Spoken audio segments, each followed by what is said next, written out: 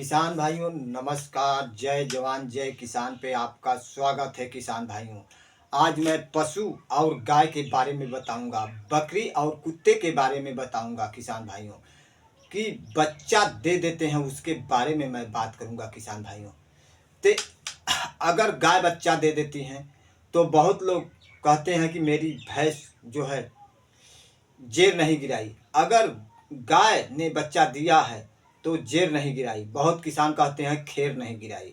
तो कोई किसान कहते हैं कि खेर नहीं गिराई, कोई किसान कहते हैं जेर नहीं गिराई। गाय हो या भैंस हो, चाहे बकरी हो या कुत्ता हो किसान भाइयों, तो वह कैसे गिराए मैं आज उसके बारे में विधान विधि पूर्वक बताऊंगा। किसान भाइयों, तो बहुत किसान ऐसे हैं कि भैंस से व्यापार करते हैं दूध निकाल कर, बहुत किसान ऐसे हैं गाय से व्यापार करते हैं दूध निकाल कर, बहुत किसान ऐसे हैं कि बकरियों से ही धंधा करते हैं, बहुत किसान ऐसे हैं कि भेड़ से ही धंधा करते हैं। मतलब हर एक किसान कोई ना कोई धंधा करता है, अवश्य करता है, कमाई के लिए, अपने पेटों के लिए अवश्य करता है। तो किसान भाइयों, मैं आज यही बात करूंगा कि गाय यदि बच्चा दे दी है तो जेर नहीं गिरा रही है तो जेर गिराने की विधि बताऊंगा। किसान भाइयों, तो डॉक्टर तो बताते हैं कि अगर बच्चा दे रही है गाय, जेर नहीं गिराई, तो बच्चा देने से तुरंत 10 मिनट बाद या आधे घंटे बाद आप इसको 250 ग्राम तुरंत पिला दीजिए। किसान भाइयों, तुरंत पिलाने से जेर अवश्य 2 4 5 घंटे में अवश्य गिरा देगी। तो मैं आज किसानों को यही बताऊंगा कि इसका नाम क्या है। इसका नाम है ऊटोन। अगर आप ऊटोन को पिला देते हैं तो ऊटोन पी लेते हैं गाय या भैंस आसानी से। इसको पिलाने की विधि, अगर नहीं पीते हैं तो गुड़ में अवश्य घोर कर पिला दें।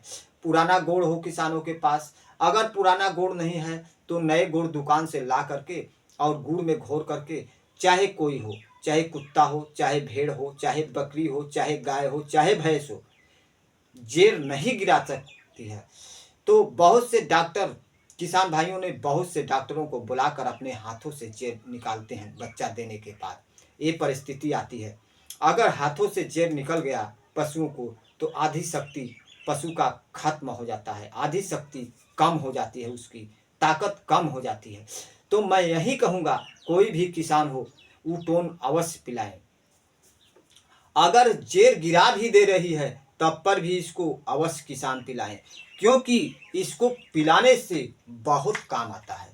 यह जेर गिरा देती है और उसमें जो गंदगी रहता है बच्चे दानी के अंदर, वो भी साफ कर देती है।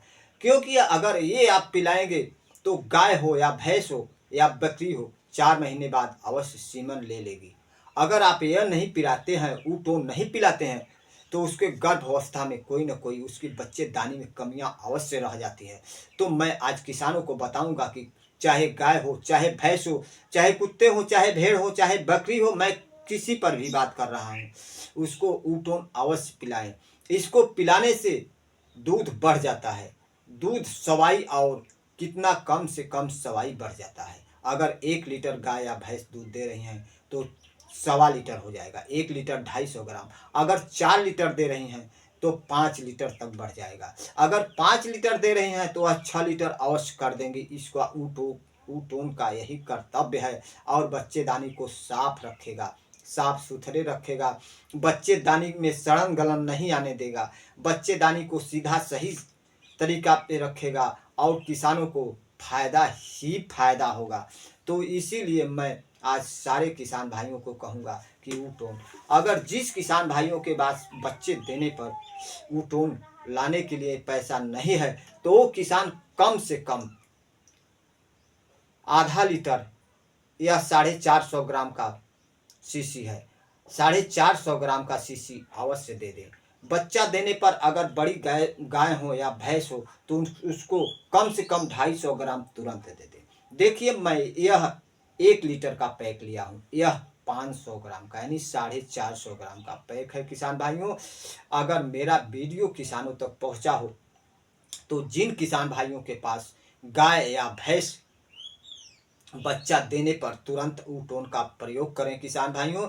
मैं जो कह रहा हूँ यह सत्य कह रहा हूँ किसान भाइयों। मैं वीडियो झूठा फूठा नहीं बनाता हूँ किसान भाइयों। अगर मेरा वीडियो आत्मा से आप लोग देख रहे होंगे, मेरे चैनल पर आत्मा से आप लोग देखेंगे, तो क्या मैं कोई भी वीडियो गलत नहीं बनाता हूँ किसान भाइयों। अगर मेरा चैनल अच्छा लगा हो किसान भाइयों, तो मेरे चैनल को सब्सक्राइब अवश्य करें किसान भाइयों। नमस्कार, जय